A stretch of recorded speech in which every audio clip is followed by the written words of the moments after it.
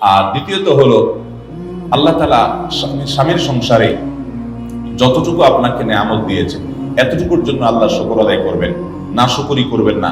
জীবনে তোমার সংসারে এসে কি পাইলাম?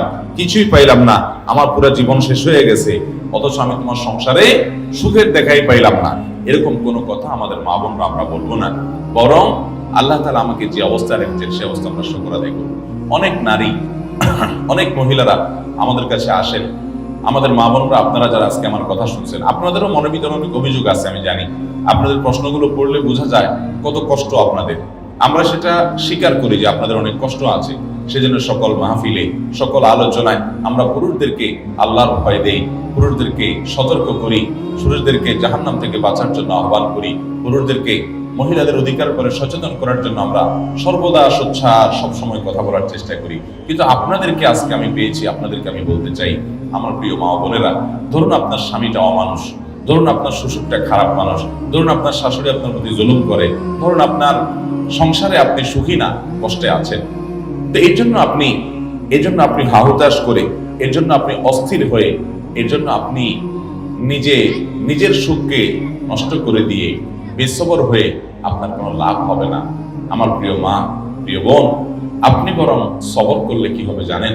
আল্লাহ কোরআনে বলেছেন, ইন্নামা ইউওয়াফাস সাবিরুনা আজরাহুম বিগাইরি হিসাব। যারা ধৈর্যশীল হবে, যারা সবর করবে, দুনিয়ার বিভিন্ন কষ্ট, দুঃখ, মুসিবত এগুলোকে আল্লাহর দিকে তাকিয়ে যে সবর করলে আল্লাহ তাআলা সওয়াব দেন, জান্নাত দেন, আল্লাহ খুশি হন। আল্লাহ বলেছেন, ইন্নাল্লাহা মাআস সাবিরিন, আল্লাহ ধৈর্যশীলদের সাথে থাকেন। আল্লাহ বলেছেন, আল্লাহ ইউহিব্বুস সাবিরিন, তিনি ধৈর্যশীলদের পছন্দ করেন, ভালোবাসেন। ধৈর্যশীলদেরকে এত মর্যাদা আল্লাহ দিয়েছেন। আল্লাহর কাছ থেকে সওয়াবের আশায় যারা একটু ধৈর্য ধারণ করে, সবর করে, হজম করে নেয়, ঢোক গিলে নেয়, নিয়ন্ত্রণ করে নেয়, মেনে নেয়, মানায় নেয় নিজেকে, এই মানুষগুলো, তাদের সম্পর্কে আল্লাহ বলেছেন, ইন্নামা ইউওয়াফাস সাবিরুনা আজরাহুম বিগাইরি হিসাব। ধৈর্যশীলদের বিনিময় আল্লাহ রাব্বুল আলামিন হিসাব ছাড়া দিবেন, কোনো হিসাব করে আপনাদেরকে দিবেন না। যখন আপনি ধৈর্যশীল হবেন, যখন আপনি সবরকারী হবেন, আল্লাহ তাআলা আপনাকে ডাইরেক্ট দিয়ে দিবেন, কোনো হিসাব নিকাশ করে দিবেন না। আল্লাহর কাছ থেকে হিসাব নিকাশ করে জান্নাতে যাওয়া এত সোজা কাজ না।